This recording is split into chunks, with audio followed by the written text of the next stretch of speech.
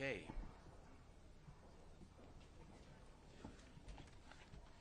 Good afternoon. I don't know if I can speak in English or Spanish first. I can do both, but I need to start with something. Spanish and then English, okay. Bien. Muchas gracias por atender la invitación de nuestra misión a los medios en este punto de contacto con la prensa en el Consejo de Seguridad de las Naciones Unidas. Tenemos importantes noticias que compartir con ustedes y la primera es que debo informar que entregamos al secretario general y al presidente del Consejo de Seguridad una carta relativa a los hechos más recientes ocurridos. Incluso en esta semana nosotros estuvimos en el Consejo de Seguridad el viernes pasado y en estas últimas semanas ha habido nuevos y peligrosos desarrollos y mandamos una carta sobre eso. Voy a leer extractos de la carta, por supuesto, no toda la carta, sino extractos de la carta, sus partes más relevantes, y luego también lo haré quizás en inglés para la gente que necesite inglés, luego contestaré preguntas en inglés y en español. Las partes más relevantes de la carta. El día de ayer, 14 de octubre de 2025, el gobierno de los Estados Unidos de América cometió una nueva serie de ejecuciones extrajudiciales contra civiles que se encontraban a bordo de una pequeña embarcación en situación estacionaria en el Mar Caribe, a escasas millas de las costas venezolanas. Informaciones recientes que son de dominio público y comunicacional identificaron a dos humildes pescadores de nacionalidad trinitaria de la República de Trinidad y Tobago entre las víctimas. Sus familiares afirman que los asesinados estaban ejerciendo labores de pesca. Este acto es un capítulo más en la escalada de bombardeos estadounidenses ejecutados desde el mes de septiembre hasta la fecha contra embarcaciones civiles que transitan en aguas internacionales del Mar Caribe, y hasta ahora ha arrojado un saldo de 5 ataques legales y 27 personas fallecidas. Debemos enfatizar a este respecto que algunas de las víctimas han sido reconocidas por sus familiares y sus gobiernos como nacionales de Colombia y de Trinidad. Y este hecho lo enfatizamos, que sean de Colombia y de Trinidad, porque indica que afecta a toda la región. No es un tema nada más venezolano. Lo hacemos nosotros porque las amenazas vienen contra nosotros, pero las víctimas vienen de otros países también. Los recientes ataques en el Mar Caribe encuentran un punto de máxima tensión para la paz y la estabilidad de Venezuela. Al observar en las recientes declaraciones del presidente Trump, que revela que el gobierno de los Estados Unidos de América está considerando lanzar ataques en tierra, lo cual sería claramente contrario a las disposiciones del artículo 2.4 de la Carta de las Naciones Unidas relativo a la abstención del uso de la fuerza. A esta alarmante decisión debe sumársele la reciente de la Casa Blanca, según la cual el gobierno de Estados Unidos autorizó en secreto a la CIA a llevar acciones encubiertas en Venezuela. La nueva autorización permitiría a la CIA llevar a cabo operaciones letales en Venezuela y realizar operaciones en el Caribe.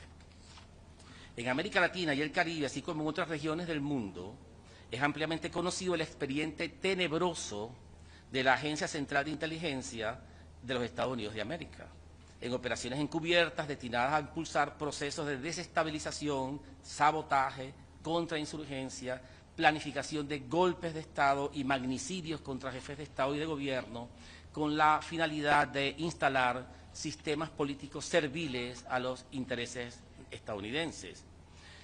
Ahora bien, se trata de una gran operación de propaganda belicista que está en camino. Tenemos 3 ataques, una operación de propaganda belicista, una escalada militar con grandes equipos militares acercándose a Venezuela y una avanzada clandestina de inteligencia con licencia para matar, con el propósito de imponer un golpe de Estado en la República Bolivariana de Venezuela. A la luz de todo lo anterior, ¿qué le solicitamos al Consejo de Seguridad? Primero, que investigue el conjunto de asesinatos que el gobierno de los Estados Unidos de América viene perpetrando en nuestra región y determinen su carácter ilegal. Segundo, confirmar la amenaza que representan estas acciones ilícitas para la preservación de la paz en la región de América Latina y el Caribe, entre ellas las ejecuciones extrajudiciales, la concentración de fuerzas militares, la retórica belicista contra Venezuela y las operaciones clandestinas de la CIA para cometer asesinatos políticos. Y luego al final, tercero, emitir un pronunciamiento en el que reafirme el principio del respeto irrestricto a la soberanía, la independencia y la integridad territorial de Venezuela como base indispensable para preservar la paz. Eso es en español. Voy a leerlo en inglés porque sé que hay periodistas importantes acá que necesitan comunicar esto en inglés. Yesterday, on October 14, 2025, the government of the United States of America carried out a new set of extrajudicial executions against civilians who were aboard a small stationary boat in the Caribbean Sea, just a few miles off the coast of Venezuela. Recent reports of public domain have identified two humble fishermen from the Republic of Trinidad and Tobago among the victims. Their relatives indicate that those who were assassinated were engaged in fishing activities at the time. This act is yet another chapter in the escalation of the U.S. strikes carried out since September to date against civilian vessels transiting international waters in the Caribbean Sea, which have so far resulted in 5 lethal attacks and 27 deaths. Everything indicates, therefore, that there is an international crime going on affecting the entire Latin American and Caribbean region.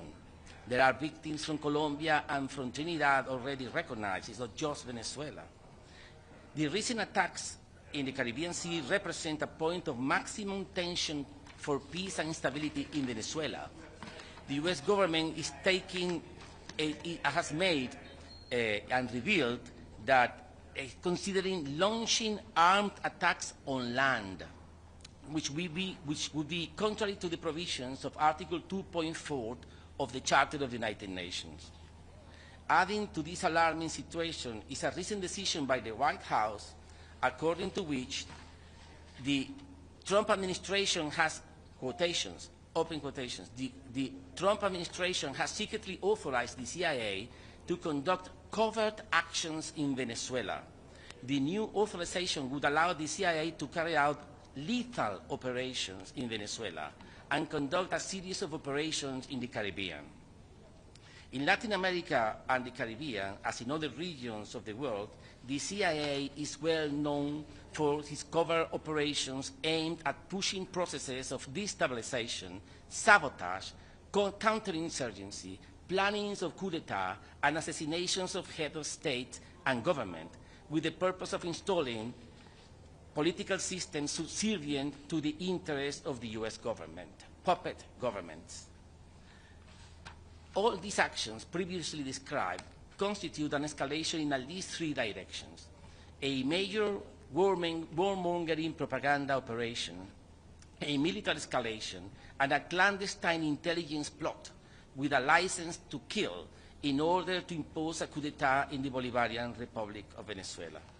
That's why we respectfully ask the Council to, first, investigate the series of assassinations that the government of the United States of America has been perpetrating in our region and determine their illegal nature.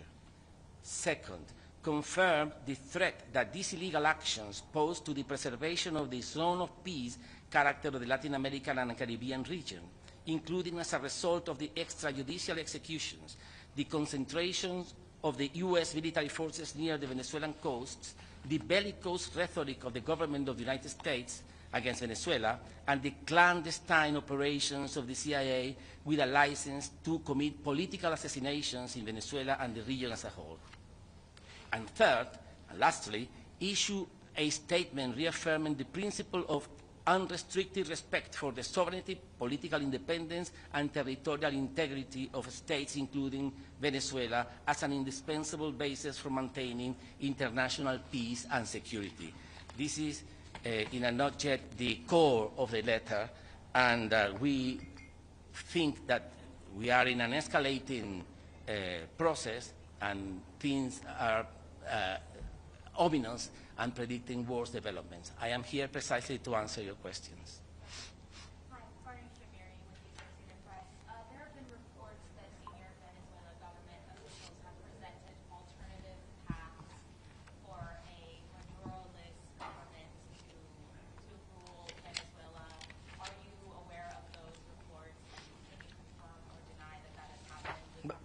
by the way, this is important for you to see. This is the Guardian, the Guardian newspaper in Trinidad and Tobago denouncing the killings of 2 humble fishermen yesterday or the day before in Trinidad. I mean, there is a killer roaming around the Caribbean, is bloodthirsty, is killing everyone which is on the sea working, and people from different countries, Colombia, Trinidad, etc., are suffering the effects of these massacres. This is important for you.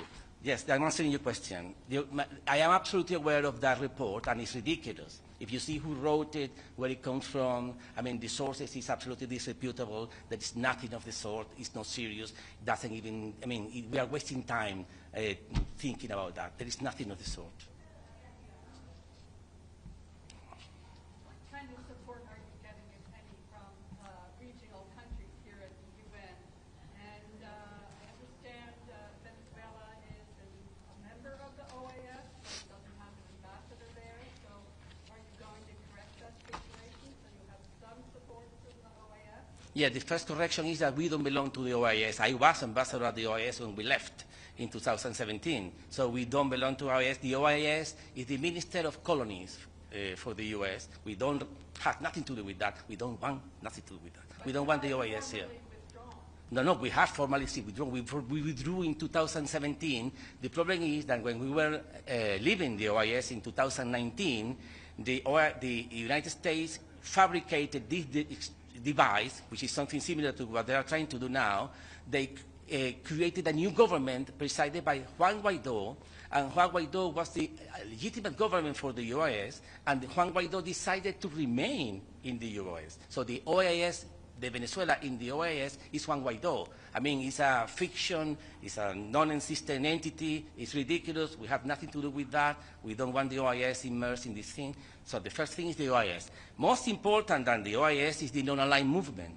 The non-aligned movement held a ministerial conference over the last 3 days in Kampala, Uganda, and the 124 countries of the non-aligned movement signed a special declaration on Venezuela supporting the Venezuelan claim that there is a threat against Venezuela by the United States and also to the whole region, and they are expressing their concern. They are calling to withdraw the forces, aggressive forces from the region, and they are supporting Venezuela's right to territorial integrity and sovereignty. I mean, we count with the support of 124 countries, which are 2/3 of the United Nations, and this declaration was approved yesterday in Kampala, Uganda. So we feel that we have a strong support within the UN and even in the region as well. Do you have a message directly to Donald Trump?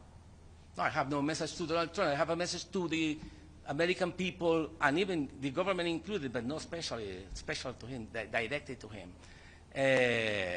Endless wars are bad for everyone. Wars are bad for everyone.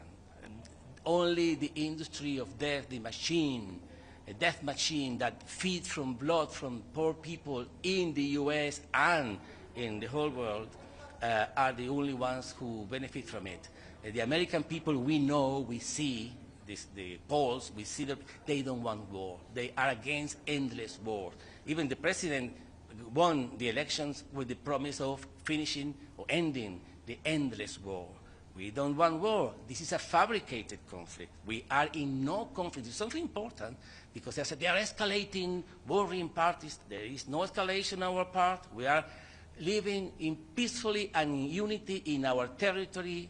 We are not messing with anyone, but there are forces trying to attack, as they just announced, Venezuelan territory, not just the international waters, but also Venezuelan territory, which will be a new scale, totally different in gravity and in seriousness. Our message is there is time to stop this madness. We want to work with everyone. We don't want war, and we know that American people don't want war, even less against Venezuela, with all the history among our countries. Ambassador, following up, which countries in South America and the Caribbean support? Yeah. Well, all the ALBA countries, which are 9, Bolivia, Cuba, Nicaragua, the Caribbean countries, the Eastern Caribbean countries, etc., but Honduras. But also, apart from ALBA, the President of Colombia has been absolutely clear, crystal clear in his rejection of this attack. And even the government of Brazil has also said that they are against any militarization of the region. It's a region of peace, but more than that, I haven't seen one single country in the region which support nuclear submarines in the region. We are a nuclear-free region, and there is no one supporting nuclear military assets in the region. And in that sense, I mean, they are supporting our cause. We are exactly against that. Now, we are not alone. That's something important.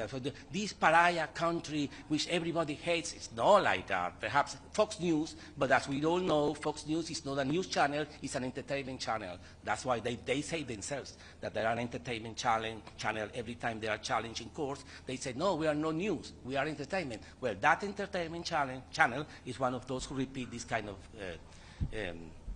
absurdities.